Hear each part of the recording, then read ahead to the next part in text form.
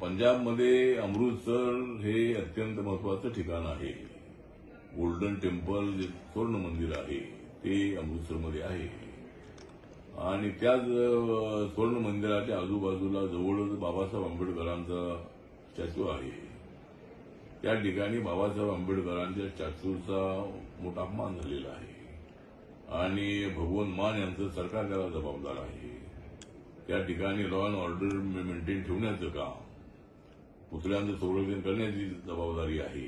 ती जबाबदारी राज्य सरकारची असतानाही त्या ठिकाणी अशा पद्धतीची घटना घडलेली आहे.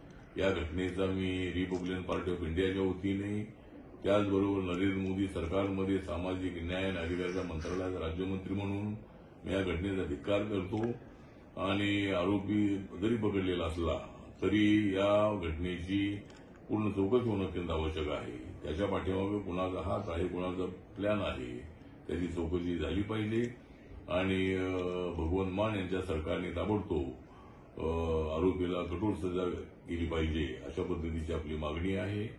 आणि मी 29 तारखेला ज्या ठिकाणी घटना घडलेली आहे त्या ठिकाणी भेट देण्यासाठी मी जाणार आहे आणि रिपब्लिकन पक्षाच्या वतीनं महाराष्ट्रामध्ये ठिकठिकाणी कार्यकर्त्यांनी आंदोलन करावं असं मी त्यांना आवाहन करतो.